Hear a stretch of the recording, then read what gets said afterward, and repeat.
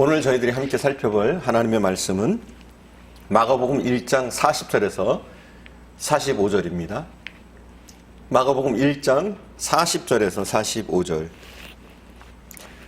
본문 말씀은 예수님께서 이 갈릴리에서 복음을 전하실 때 일어났던 일이에요. 한 문둥병자가 예수님께 찾아옵니다. 그리고 간구합니다. 문둥병을 낫게 해달라고 간구합니다. 그러자 예수님께서 그의 병을 낫게 해주신 이야기. 이 이야기가 오늘 본문의 말씀입니다. 예수님 당시 이 나병은 하나님이 주신 일종의 형벌로 생각했습니다.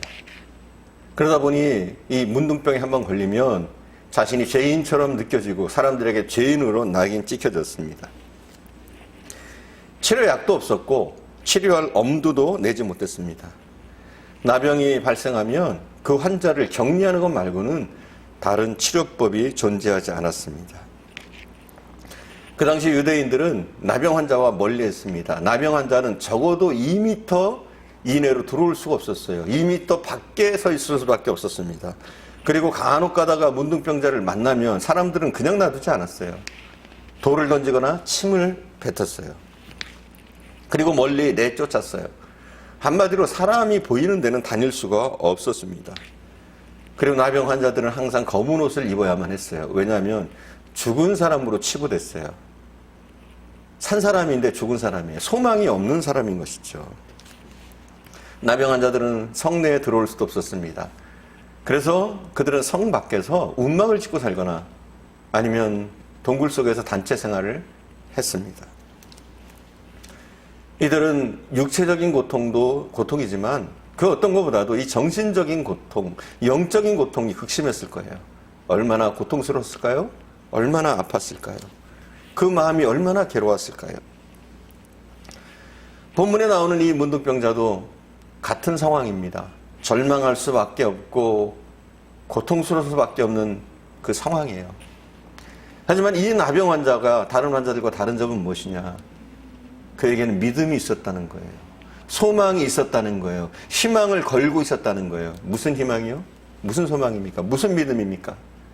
예수께로 가기만 한다면, 예수님을 만나기만 한다면 내 병은 치료될 수 있다. 이런 소망이 있었습니다. 그리고 예수님을 찾아가야지 하는 용기가 있었다는 거예요. 용기. 그 용기를 가지고 그런 예수님을 찾아 나섰습니다. 그런데 여러분, 이 나병 환자가 예수님을 찾아 나서는 그 상황이 그렇게 쉬운 건 아니에요. 그는 각오해야 돼요. 아마도 그는 길을 갈 때마다 나는 부정한 사람입니다 하고 소리 지르면서 갔을 거예요. 그럼 누군가 그를 발견하면 돌멩이를 던졌을 겁니다. 가만 놔두지 않았을 거예요. 그런 고통과 위험을 감수하고 그는 길을 떠났습니다. 오직 예수님을 만나겠다는 일념으로 그는 길을 떠난 거예요. 예수님의 일행을 찾아다닙니다. 그리고 오늘 본문에 보니까 그가 예수님의 일행 앞에 도착하게 되죠. 예수님 앞에 무릎 꿇습니다. 그리고 간구합니다. 예수님, 저를 치료해 주십시오. 원하시면 저를 깨끗하게 하실 수 있나이다. 예수님 앞에 무릎 꿇었어요. 예수님이 그를 쳐다봅니다. 바라봅니다. 예수님은 다 아시죠. 그가 겪었던 고통, 아픔, 괴로움 다 아시죠. 이 병이 어떤 병인지 다 아시죠. 이 나병 환자는 간구합니다. 예수님, 주님이시라면 충분히 저를 치유할 수 있습니다. 주님이 뜻하시면, 주님이 원하시면 제 병은 얼마든지 고쳐질 수 있습니다. 여러분, 우리도 매사 이 믿음 가지고 주님께로 나가면 우리의 기도가 응답받을 줄 믿습니다. 주님께 간구하세요. 주님, 저에게 더러운 병이 걸렸습니다. 사람을 미워하는 병이 걸렸습니다. 불신앙의 병이 걸렸습니다. 게으름의 병이 걸렸습니다. 우리도 주님 앞에 나가 간구하기만 하면 어떤 병일지라도 주님은 치유하시는 줄 믿습니다. 여러분, 할 수만 있다면 솔직하게 주님께 아뢰세요. 모든 걸 다 내려놓으세요. 여러분의 감정, 여러분의 아픔, 슬픔을 다 주님한테 표현해 보세요. 주님은 다 들으시는 줄 믿습니다. 오늘날 눈에 보이는 문둥병은 우리가 안 걸려요. 문둥병 걸린 사람 있습니까? 없어요. 하지만 아직도 정신적인 문둥병에 걸린 사람들은 많습니다.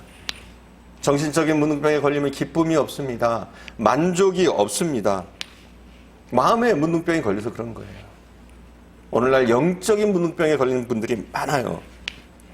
그런 분들이 불신앙으로 서서히 죽어가고 있습니다. 신앙이 문둥병이 걸려서 기도하지 않습니다. 말씀 보지 않습니다. 10년, 20년, 30년, 40년 교회를 다녀도 전혀 봉사하거나 교회에 충성하지 않습니다. 왜 그래요? 영적인 문둥병에 걸려서 그래요. 왜 우리가 사명을 감당하지 못합니까? 영적인 문둥병에 걸려서 그래요. 왜 우리가 세월만 보내고 믿음으로 서지 못하는 겁니까? 영적인 문둥병에 걸려서 그렇습니다. 당시 문둥병은 죗값으로 걸리는 병이다 여겨졌습니다. 문둥병에 걸린 사람, 그 근처에도 사람들은 얼씬도 하지 않았습니다. 아니, 문둥병자들은 사람 앞에 얼씬도 할 수가 없었습니다. 그들은 종교적으로 구원받을 수가 없었습니다. 한마디로 모든 것이 망하는 병, 영적으로, 육적으로, 정신적으로 망하는 병이 문둥병이었습니다. 그러나 본문의 문둥병자는 비록 육체의 문둥병은 걸렸으나 그는 불타는 소원, 열정적인 믿음이 있는 사람이었어요. 예수님께로 나가겠다는 용기를 가진 사람이었어요. 예수님께 간구하는 기도가 있는 사람이었어요. 여러분, 기도하는 사람은 결코 망하지 않습니다, 여러분. 기도하면 우리가 망하지 않아요. 기도하면 실패하지 않아요. 일어날 수 있어요. 기도하는 가정은 결코 불행하지 않는 줄 믿습니다. 지금 당장 어려울 수 있어요. 힘들 수 있어요. 하지만 기도하면서 나가면 그 불행, 그 어려움들 다 겪어낼 줄, 이겨낼 줄 믿습니다. 기도하는 교회 결코 망하지 않습니다. 기도하는 직장, 기도하는 회사 망하지 않습니다. 반드시 이기게 될 줄 믿습니다. 하나님은 기도를 통해서 역사하십니다. 우리가 기도할 때 우리의 기도를 들으시고 응답하시는 줄 믿습니다. 여러분, 교회를 위해서 기도하셔야 돼요. 이 나라를 위해서 기도하셔야 돼요. 우리는 하나님 앞에 기도할 때 나만을 위해서 기도해서는 안 돼요. 물론 나를 위해서도 기도합니다. 내 가정을 위해서도 기도합니다. 하지만 타인을 위해서, 교회를 위해서, 나라를 위해서, 그리고 연약한 이웃들을 위해서, 아직 신앙생활에 방황하고 있는 크리스찬들을 위해서 우리는 기도해야 돼요.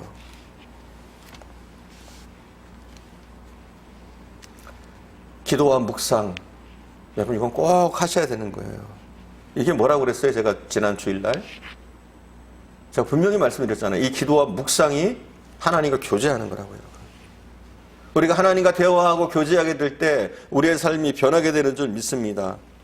하루하루가 즐거워요. 하루하루가 희망차요. 하루하루가 더욱더 주님 주시는 용기와 희망으로 가득 넘치게 되는 줄 믿습니다. 뿐만 아니라 하나님이 우리를 축복하실 줄 믿습니다.